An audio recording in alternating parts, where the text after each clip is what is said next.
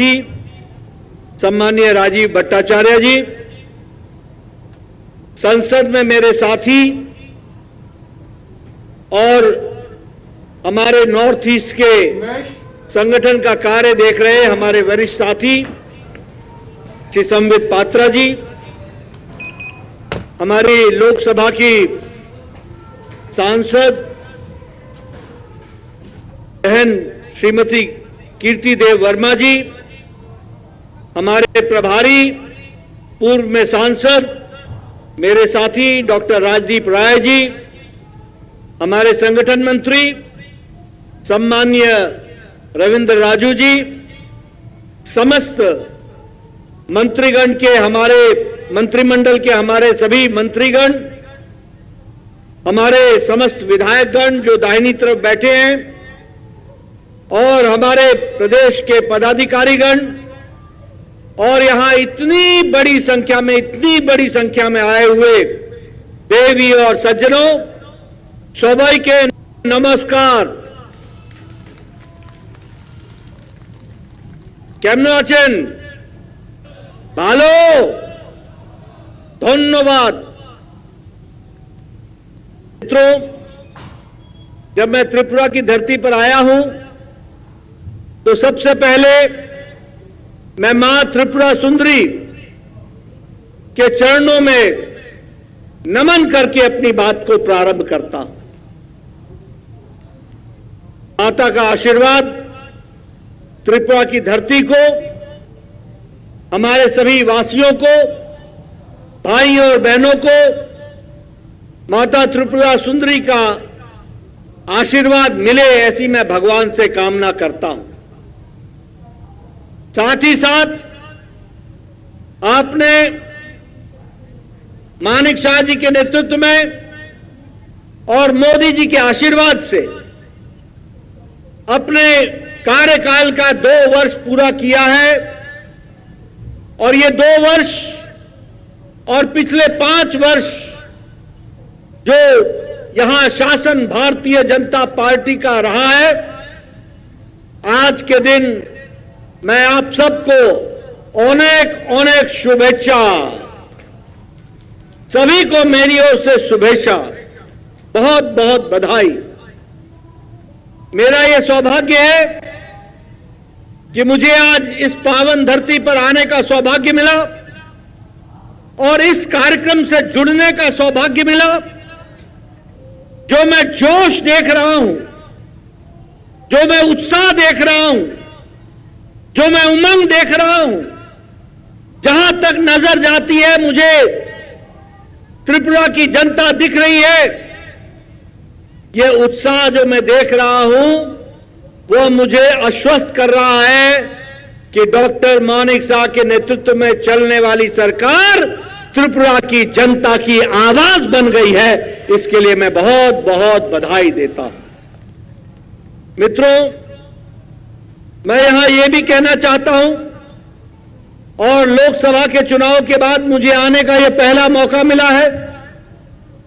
मुझे खुशी है कि मेरे साथी लोकसभा में और यहां के पूर्व मंत्री और आपके लोकप्रिय सांसद भाई बिप्लब देव भी आ गए हैं। इनका भी मैं स्वागत करता हूं, अभिनंदन करता हूं। मैं आपको बताना चाहता हूं कि लोकसभा के चुनाव के बाद ये मैं पहली बार आया हूं। मैं त्रिपुरा की जनता को अनेक धन्यवाद देता हूं कि आपने 2014 में भी 2 की 2 सीटें भेजी, 2019 में, और 2024 में भी आपने 2 की 2 सीटें लोकसभा में भेजी। मित्रों, ये आपका आशीर्वाद बारंबार मिल रहा है। मैं त्रिपुरा की जनता को धन्यवाद करता हूं, नमन करता हूं। उनसे मुझे ताकत मिलती है। लेकिन मैं ये भी बताना चाहता हूं कि त्रिपुरा की जनता बार बार आशीर्वाद कमल के निशान को, आदरणीय मोदी जी को, भाई बिप्लब देव को, बहन कीर्ति वर्धन जी को हमारे मानिक शाह जी के नेतृत्व में त्रिपुरा की जनता बारंबार आशीर्वाद क्यों दे रही है? ये इसलिए दे रही है क्योंकि हम जनता के सेवक हैं, जनता की चिंता करते हैं, जनता की भलाई के लिए सोचते हैं और जनता की दिन रात सेवा करने में एकजुट हो जाते हैं।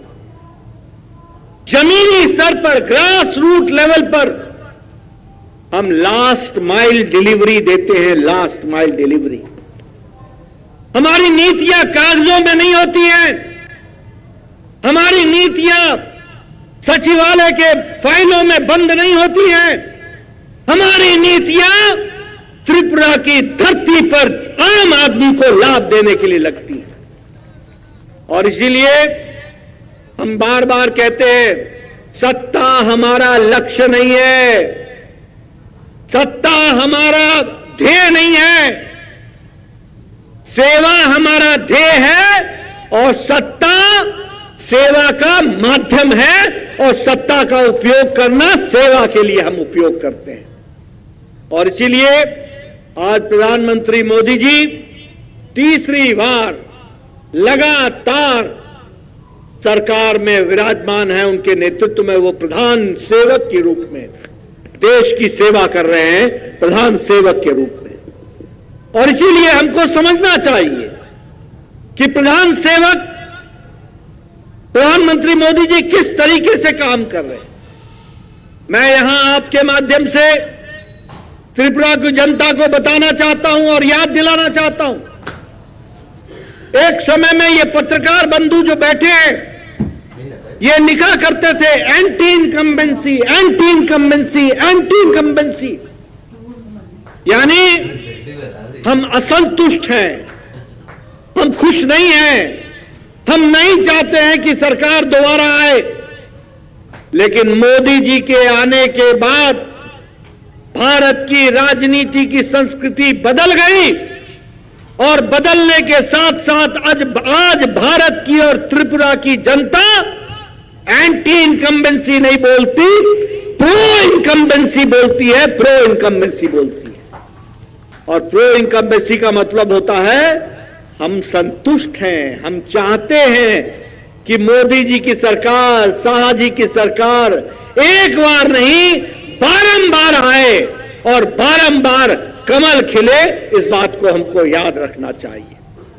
मित्रों, मैं आपको बताना चाहता हूं 2014 में हमको 17 करोड़ वोट मिले थे लोकसभा के चुनाव में, 31.3